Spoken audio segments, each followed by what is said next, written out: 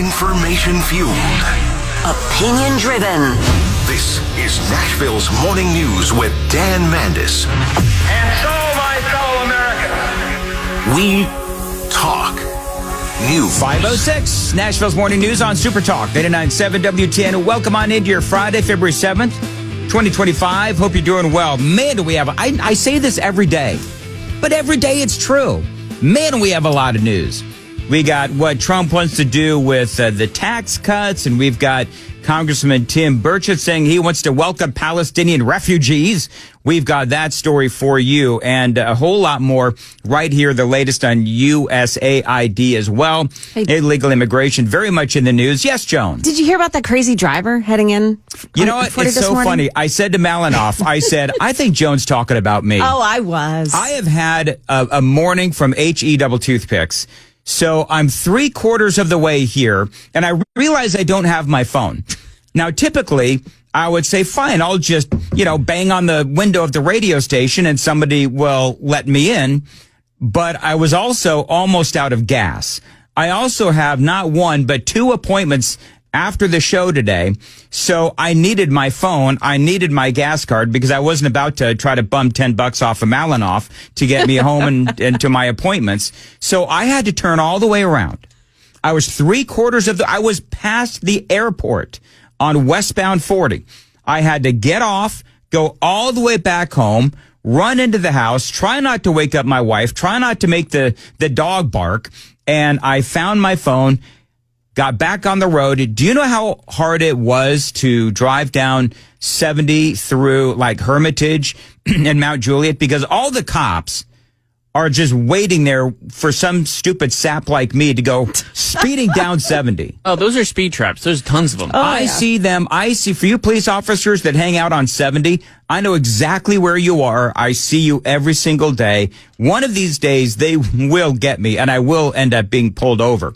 So it took everything in my power not to speed down 70 and Lebanon Pike, whatever you want to call it, and get back on 40 and get back in here. I made it with like 10 minutes to spare. You got here, I looked up and you were here. I'm like, I was expecting you to be right on the dot here. No, I've had those days too, but I have my phone and all is right, well and good, but I had to stop and get like $10 worth of gas, and it has been one of those mornings so far, but I'm sure that the rest of my day is going to go just fine. I am wondering if I woke up my wife. I'll find out later. You'll get a text, right? Well, because you know what happens when you leave at this time of the morning, they hear you leave. Yeah. And then she's going to be like, did you come back home like 25, 30 minutes later? And so then I have to go through the whole thing. And it's just, again, it has been one of those mornings. But you know what? It's all fine. It is Friday. That's right. It's going to be a good day. And all is right and well with the world. So, anyway, Tim Burchett on the Palestine. Can we talk about this for a minute? Absolutely. Is he on crack? He must be. I think he must be. I'm a big Tim Burchett fan. I have actually. I've not endorsed him for governor because I don't endorse anybody for any political office. Just so everybody is clear on that. People that listen to me know. But I like him as governor, and I think he would be a great governor. But I think Marsha Blackburn will be our next governor. But all that to say, what a crazy story from WSMV. And there's something weird going on because WSMV quotes an interview that Burchett did with CNN. That interview has been wiped from the internet. That's weird. I also reached out to Congressman Burchett and his press person, crickets. So this is the story. Representative Burchett welcomes the idea of Palestinians relocating to the United States and Tennessee. Now, if you know anything about Palestinians, you know that by and large, we had Stephen Bucci on yesterday. He said they're not good neighbors. They're not good visitors. And he is absolutely right. Do you folks remember? I want to make sure that everybody just has the frame of reference. Do you remember last year we had when Israel was doing what they needed to do to defend themselves and try to root out Hamas from Gaza. And so they were doing what they had to do. And we had all of those anti-Israel, pro-Hamas, pro-Palestinian rallies going on across America. Those are the Palestinians. Those are the people that are pro-Hamas. And Tim Burchett wants to bring more of that here. Now, I understand that it sounds like I'm painting with a very broad brush. It's probably because I am. So I'll go ahead and say not all people that are Palestinian are pro-Hamas. I do understand that. But how do you vet these folks? So I only find one story on this from WSMV, and about 1 million people sent it to me. Tennessee Representative Tim Burchett said that he would welcome Palestinians to the U.S. and Tennessee during an interview with CNN on Thursday morning. The interview came after President Donald Trump laid out a plan to resettle most of Gaza's population in other countries and allow the U.S. to take the lead in clearing debris and rebuilding it. Of course, we've all talked about that. In the interview with CNN, Burchett was candid about not only welcoming Palestinians to the U.S., but also about having good relations with those who already reside in the volunteer state. I have absolutely no qualms with the fact that Tim Burchett may know some of these Palestinian folks, and he's got great relationships with them, because I do understand that there are people from Gaza and from that part of the world that are in our country, and they have assimilated to our culture. But there's a lot of people that haven't, that are from that part of the world. Now, this is the quote, and I'm trying to be fair to the congressman because I like him. But just to me, this is why I want to have him on, because I want him to be able to have his say and explain what he meant when a guy who I believe wants to be governor, he hasn't said anything yet. He hasn't announced yet. But when he says that he wants to welcome Palestinians into Tennessee, that's a little worrisome. Here's the quote. We already have Palestinians in America, and some of them are the finest people that I know. They live in Knoxville, Tennessee, and they're wonderful Americans if they want to assimilate and become Americans. See, that's the important part. And that's the part that some people may be missing, is he is saying that if these folks are willing to assimilate, if these folks are willing to come into our country and be Tennesseans and be Americans, then welcome. Just like any other legal immigrant. But the problem is folks come into this country from this part of the world, and there are some of them who have been really bad news. And how do you know who's going to be the good citizens and who will be the not so good citizens? And I think that if you're somebody who loves America and you're somebody who loves Tennessee, you have concerns. That doesn't make you a racist. That doesn't make you anti anything. It means that you're pro-America and you want to make sure that we're getting the best of the best.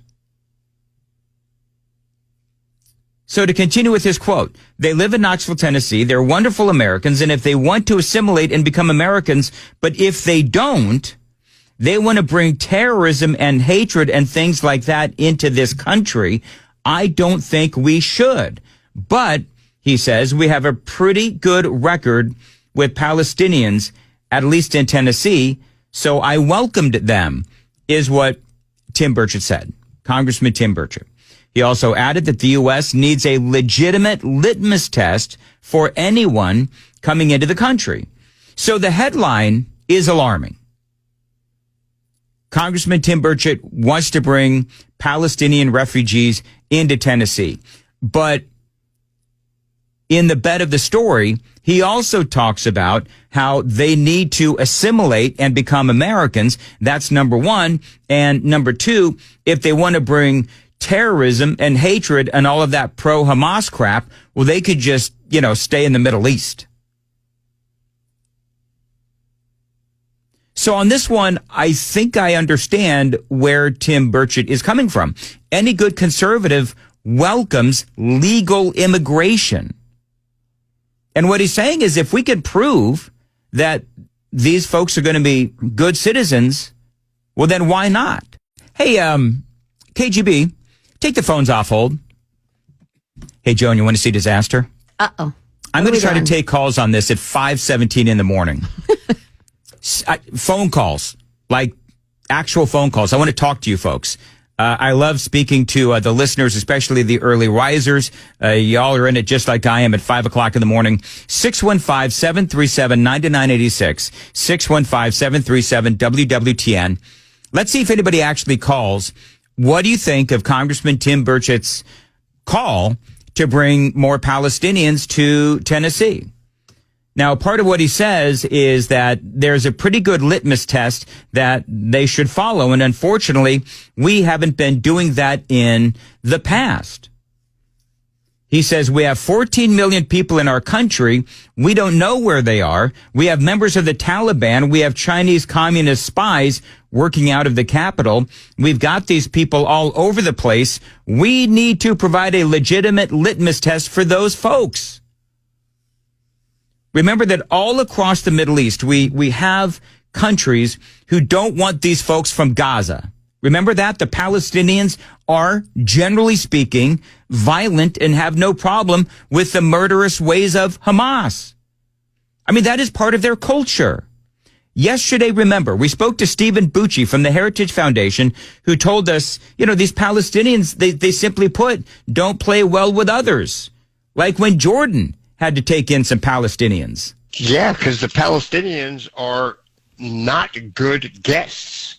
There were a ton of Palestinians in Jordan back from earlier Arab-Israeli conflicts, and eventually they tried to kill the king, the present king's father. They rebelled and tried to take over the entire country of Jordan where they were guests, and killed the king, who was a descendant of the prophet. That's really a bad thing to do in their world. And they found out that King Hussein back then, who looked like a jolly fellow with a nice smile all the time, turned out to be a pretty tough dude. He rounded them up. He crushed the revolt. Mm-hmm. He killed a bunch of them, and the rest of them he kicked out of his country. I mean, part of the fear is that within the Palestinians, you do have these radicals, and clearly we don't have a good history with allowing radicals into this country. In other words, we do. And Stephen Burchett talks about the radical element within.